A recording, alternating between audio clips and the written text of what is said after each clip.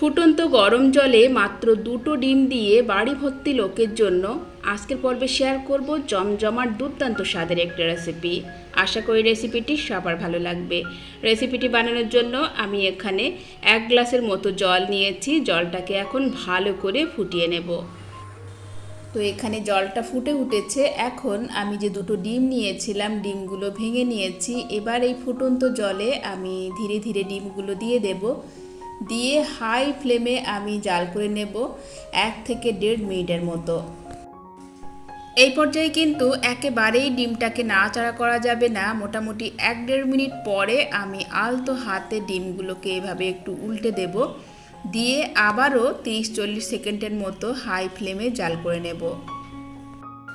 আর এখন কিন্তু ডিমগুলো খুব ভালোভাবে সিদ্ধ হয়ে গেছে। এবার আমি জল ঝরিয়ে ডিমগুলো একটা প্লেটে তুলে নিচ্ছি। এরপর আমি ওই কড়াইয়ে দিয়ে দিচ্ছি 2 টেবিল চামচ পরিমাণ সরিষার তেল। তেলটা একটু গরম হলে দিয়ে দিচ্ছি সামান্য একটু হলুদের গুঁড়ো আর সামান্য একটু লবণ।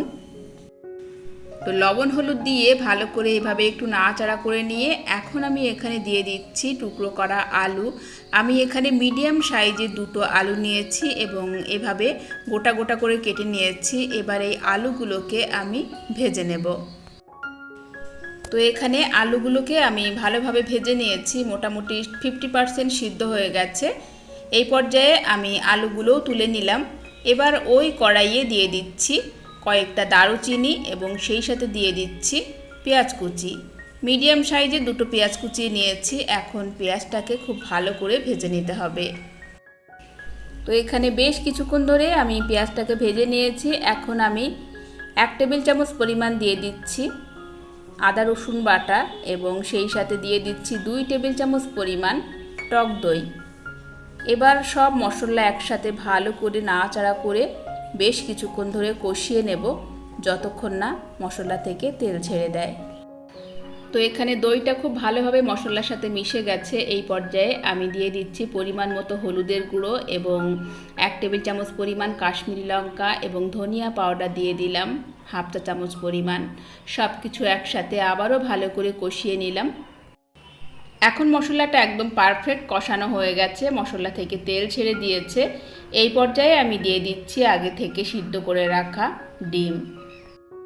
তো এখানে সিদ্ধ ডিমটা দিয়ে এখন আলতো হাতে এভাবে উল্টিয়ে পাল্টিয়ে ভালো করে মশলার সাথে মিশিয়ে নিতে হবে যাতে মশলাটা ডিমের ভিতরে খুব ভালোভাবে চলে যায়। তো এভাবে কিছুক্ষণ জাল করে নিয়ে এখন আমি যে আলুটা ভেজে রেখেছিলাম সেই আলুটা দিয়ে দিলাম। এবার আলু ডিম একসাথে ভালো করে মশলার সাথে কষিয়ে নিতে হবে। যত ভালোভাবে কষানো হবে খেতে ততটাই সুস্বাদু হবে।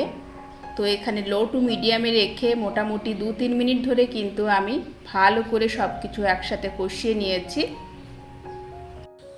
এবার আমি এখানে দিয়ে দিচ্ছি উষ্ণ গরম জল। আমি মোটামুটি 1.5 গ্লাসের মতো জল দিয়ে দিলাম। আপনারা যেরকম ঝোল রাখতে পছন্দ করবেন সেই হিসাবে জলের পরিমাণটা দিয়ে দেবেন। জলটা দিয়ে সব কিছু একসাথে ভালো করে এভাবে একটু নাড়াচাড়া করে নিয়ে এখন লো টু মিডিয়ামে রেখে জাল করে নেব প্রায় 2 থেকে 3 মিনিট ধরে।